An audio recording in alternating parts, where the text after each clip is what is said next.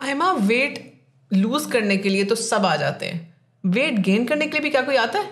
बिल्कुल नाजिश, इंसान किसी भी हाल में खुश नहीं है। तो वेट जिसका गेन ना होता होगा, मेरे ख्याल से वो तो लकी तरीन इंसान होगा। नहीं, ऐसी बात नहीं है। देखो, हर बॉडी की कुछ ना कुछ सिमेट्री होती है, ठीक है। आपकी बॉडी शेमिंग हो रही होती है अगर आप का वेट ज़्यादा है। इसी तरह से जो बहुत स्किनी लीन थिन लोग होते हैं ना, उनकी भी बॉडी शेमिंग होती है, उन्हें भी डिफरेंट नामों से पुकारा जाता है। तो वो भी हमारे पास बिल्कुल आते हैं वेट गेन के लिए। वेट गेन करना मुझे लगता है कि वो तो बड़ा आसान काम है, बड़ा कंट्रोल रखना पड़ता है कि वेट गेन ना हो। तो वो जो लोग आपके पास आते हैं फॉर गाइडेंस कि हमारा वेट गेन कराना है, तो वो तो मेरे ख्याल से बहुत जल्दी रूटीन में फ्लो इन आ जाते होंगे। नहीं नाजिश, बॉडी की ना डिफरेंट किस्म की टाइप्स होती हैं, ठीक है। अब मैं यहाँ पे सारी पढ़ाने नहीं बैठूंगी, लेकिन एक बेसिक कॉन्सेप्ट दे देती हूँ। जैसे ectomorph, mesomorph, endomorph, 3 body types होती हैं, ठीक है। जो अब एक्टोमॉर्फ बॉडी टाइप के लोग होते हैं ना, उनका वेट इजीली गेन नहीं होता, हो जाता है लेकिन इजीली नहीं होता, क्योंकि उनका मेटाबॉलिज्म बहुत फास्ट होता है, ठीक है। तो वो जो खाएंगे वो फौरन से हजम हो जाता है। इसी तरह से जो मीजोमॉर्फ हैं, वो हम जैसे लोग होते हैं, बैलून बॉडी, खाएंगे लगेगा, नहीं खाएंगे नहीं लगेगा, बर्न कर लेंगे, सेट हो जाएगा, ठीक है। और जो एंडोमॉर्फ होते हैं वो बहुत ज़्यादा फिर हैवी, मतलब उनका वेट काफ़ी गेन हो जाता है इजीली, तो वो फिर इजीली अपना वेट कम नहीं कर पाते, तो उनके लिए भी मुश्किल होता है वेट कम करने में।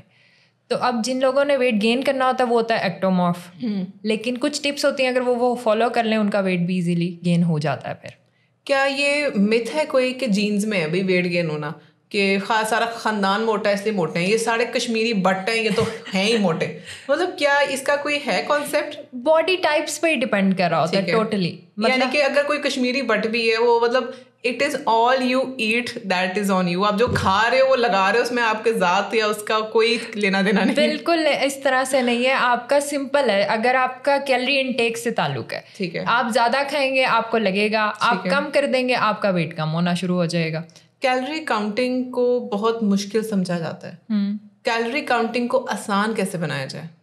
कैलोरी काउंटिंग नाजिश बहुत सिंपल है। आपको पूरे दिन में जितनी रिक्वायर्ड है, आप उसका अपने BMI और BMR के अकॉर्डिंग करके कैलोरी को काउंट कर लें। आपको पूरे दिन में अगर 1500 रिक्वायर्ड है, ठीक है, उससे आप 300-400 कम कर देंगे, आपका वेट लूज होना शुरू हो जाएगा। वही आप 250-500 बढ़ा देंगे, आपका वेट गेन होना शुरू हो जाएगा। ठीक है, ये सिर्फ एक कैलकुलेटेड अमाउंट है कि आपको पता हो कि सपोज आपने एक हैवी ब्रेकफास्ट कर दिया, तो उस हिसाब से आप अपनी क्वांटिटी अपने स्नैक में, अपने लंच और डिनर में उस हिसाब से लें। अगर आपने पूरे दिन में आपका एक मील हैवी है, तो आप बाकी को रिड्यूस रखें। तो अगर इसको देखा जाए तो ट्रैक किया जाए तो किया जा सकता है। वेट गेन पे वापस बात करते हैं, तो वेट गेन करने के लिए सबसे बेहतरीन पॉइंट्स क्या हैं कि क्या क्या चीज़ें खाएं तो जल्दी वेट गेन हो जाएगा? आपको पता है माओ को तो बड़ा शौक होता है कि बच्चे जरा गोलू गोलू, और माएँ क्या करती हैं, उसमें उसको देसी घी खिला रही हैं, चीज ऐड कर रही है, हाई कैलोरिक फूड दे रही हैं बेसिकली। इसी तरह से आपने वेट गेन में भी अपने साथ यही करना है, जो आप डेली रूटीन में खा रहे हैं उसी रूटीन में आप इनिशियली शुरू में आप 250 कैलोरी का कोई एक आधा शेक ऐड कर दें, ताकि आपको इंडाइजेशन का इशू ना हो।